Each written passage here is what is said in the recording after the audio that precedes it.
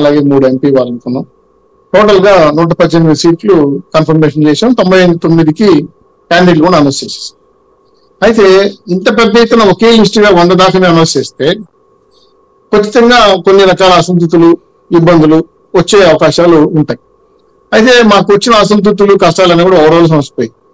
For example ఉదాహరణకి all party రాజా గారి కానీ, అలాగే రమణ చౌదరి గారు కానీ, పిల్ల గోపీనాథ్ గాని, ఉమా గాని కానీ, గంటా గారు కానీ, అయ్యన్న పాత్ర కానీ, రూపానందరెడ్డి గారు కానీ, ఇలాంటి చాలా పెద్ద పెద్ద వాళ్ళు కూడా, బుచ్చయ్య లాంటి వాళ్ళు కూడా ఒకరోజు కూర్చొని మాట్లాడిన తర్వాత బాబు గారి దగ్గర సరే పార్టీ నిర్ణయాన్ని సపోర్ట్ చేశారు.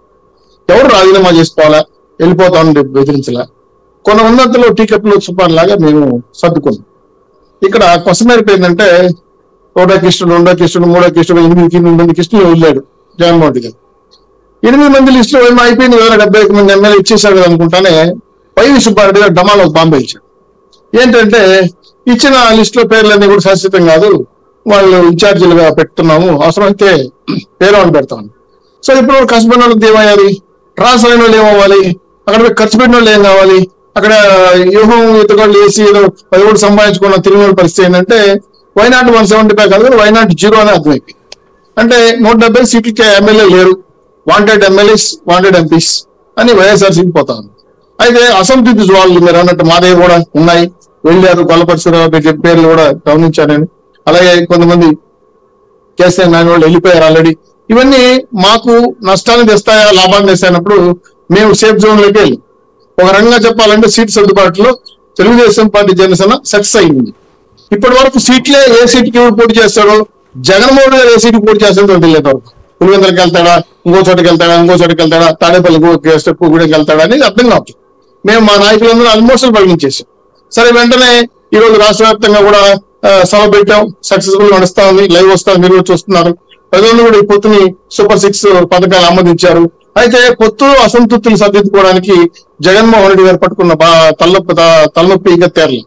మాకైతే అటువంటి సమస్యలు లేవు. మా వైపు నుంచి వలసలు పెరిగాయి, జనసేనకు పెరిగాయి, తెలుగుదేశం పెరిగాయి. మేము వచ్చిన వాళ్ళందరూ కూడా సీట్లు ఇస్తామనో ఎంపీలు ఇస్తామని చెప్పట్లా. అయితే ఎంపీ సీట్లు కూడా ఆపెట్టాము. దానికి కారణం ఏంటని మీకు కూడా తెలుసు. బీజేపీ వారు ఏదో పొత్తుకొస్తారు, పవన్ కళ్యాణ్ గారు మాట్లాడుతున్న విషయం కూడా తెలుసు. ఇద్దరు కూర్చొని మాట్లాడుకుంటారు. అవగాహన వచ్చినప్పుడు కొన్ని సీట్లు ఏర్పాటు చేయాల్సి ఉంటుంది. టోటల్ గా 57 మాత్రమే ఇంకా పరిగణించాలి. ఆ 57లో పొత్తులో కొన్ని అటు ఇటు పోయే అవకాశం ఉంది. కాబట్టి అక్కడ సీనియర్లు జూనియర్లు సర్దుబాటు చేయడానికి పార్టీ పరంగా కొన్ని నిర్ణయాలు తీసుకొని రాడవారికి ఎటువంటి మా గౌరవప్రద స్థానం ఇవ్వాలని పార్టీ నిర్ణయించుకునేది. ఆ విధంగానే బాబు గారు పిలిచి మాట్లాడుతున్నారు. కానీ 4 ఎంపీలు, ఒక 4 ఎమ్మెల్యేలు, 4 ఎమ్మెల్సీలు పెద్ద ఎత్తున పార్టీకి పిల్లర్స్ లాంటి వాళ్ళందరూ కూడా వైఎస్ఆర్సీపీ బయటకు వచ్చిన తర్వాత main voting pattern, vote sharing కూడా మారిపోతా ఉంది. దాంతో చెల్లెల యొక్క బాణాలు తట్టుకోలేకపోతున్న విషయం స్పష్టంగా కనపడతా ఉంది.